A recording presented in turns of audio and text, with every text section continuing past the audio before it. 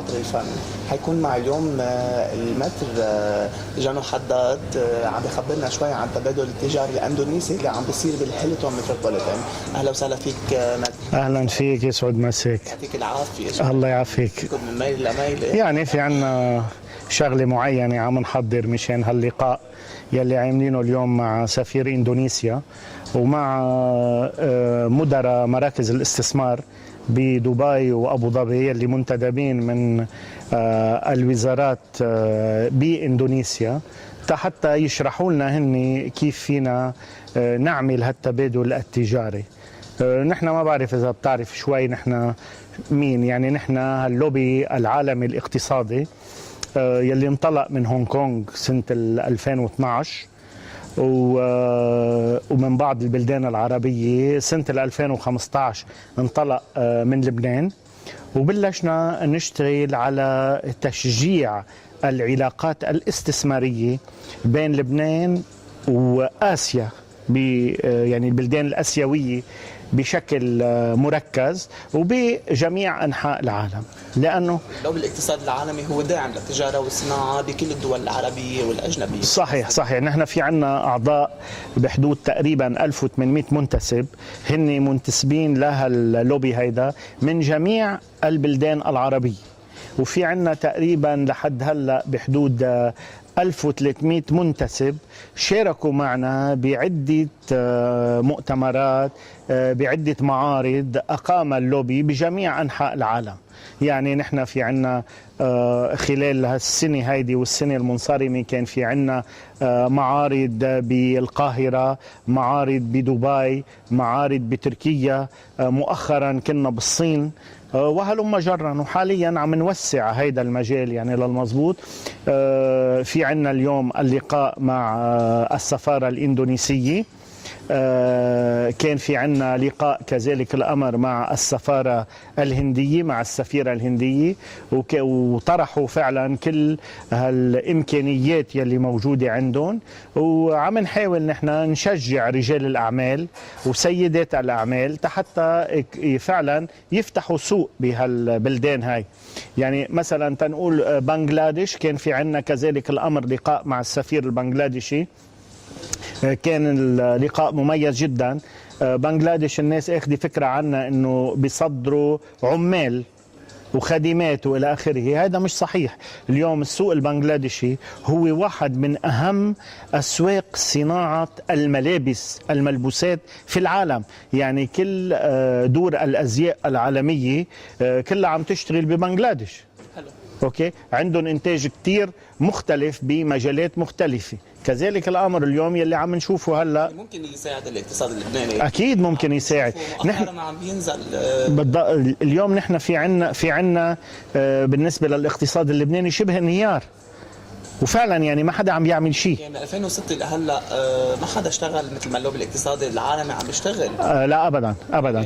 وبكل الاحوال يعني بلقاءاتنا مع السفراء وقت حكينا نحن وياهم بهاي المواضيع قالوا لنا انه ما في حدا عم بيهتم بهذا الموضوع الا انتم. مشان هيك للمزبوط فتحوا ايديهم وبأسرع ما يمكن عم بيحاولوا ينشطوا هالعلاقة يلي بيننا وبينهم. مع السفير الإندونيسي نحن اجتمعنا نحن وياه. شو الأهداف اللي عم بتصير اليوم بالتحضيرات التبادل التجاري الإندونيسي؟ ممكن يفيد لبنان؟ بيفيد لبنان كتير، لأنه بإندونيسيا في عندهم مواد أولية كبيرة، عندهم صناعات كمان كتير مهمة من الممكن تساعد الاقتصاد اللبناني والتجار اللبنانيين. يعني قبل كان كل الناس عم تتجه باتجاه الصين، السوق تبع الصين صار تقريبا ساتوري، امتلأ. يعني صار في عندك تخمة من الصناعات الصينية اللي عم تجي على لبنان، وللأسف مرات كثيرة التجار اللبنانيين عم بياخدوا النوعية الرديئة بالصناعة الصينية. يعني عم تيجي هون إذا بتقول لواحد اشتري هيدا بيقول لك شغل الصين، لا ما بدي. صحيح. شفت كيف؟ ليش ما بدي؟ لأنه بالصين في عندك كل شيء، يعني في عندك from A to Z. أنت فيك تاخد نوعية صفر، وفيك تاخد نوعية تضاهي الصناعات الأوروبية.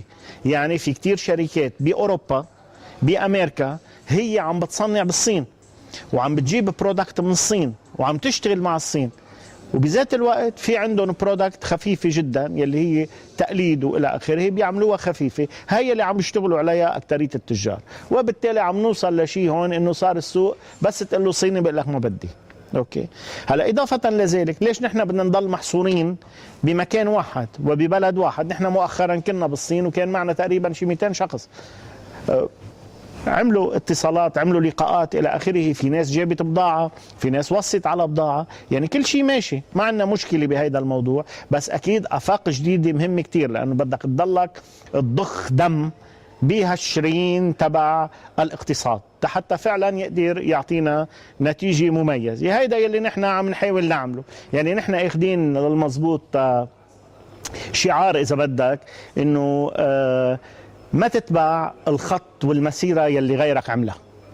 اعمل خطك، اعمل مسيرتك، وخلي الباقيين يلحقوك.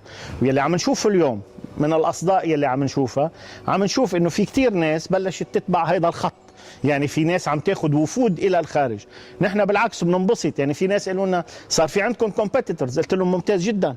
إذا عندي كومبيتيتورز لمصلحة الاقتصاد اللبناني والتجارة اللبنانية والتبادل التجاري مع لبنان، هيدا شيء ممتاز، إن شاء الله تكون العدوى لكل الناس، وإن شاء الله كل الناس يروحوا يشتغلوا. ان شاء الله يا رب. هيدا اللي بيهمنا نحن يعني. الله يهنيكم اول شيء على اللوبي الاقتصاد العالمي وعلى التبادل التجاري الاندونيسي اللي عم تعملوه، وهذا شيء كثير حلو. والله كتر من امثالك يعني لحتى نعرف كيف نشتغل بهذا البلد. يعني هذا واجب نحن بالنسبة لنا، هيدي الإنسان، كل إنسان بيجي على هالأرض عنده رسالة، لازم يعرف شو هي رسالته، لازم يعرف شو بده يعمل بالضبط. ما في حدا منا اجا حتى يجي ويروح بدون ما يترك اثر، لازم نترك اثر، كل واحد بمجاله بيقدر يعمل، نحن عم نحاول قدر المستطاع نعمل بكل تواضع بامكانيات محدوده جدا، بس نحن فعلا قدرنا وبفتره قياسيه انه يصير في عنا 1800 منتسب باللوبي الاقتصادي العالمي. حلو، شكرا لحضورك ماتر جانو حداد، واهلا وسهلا فيك مره ثانيه بالبرنامج، على امل اللقاء بقلب اللوبي.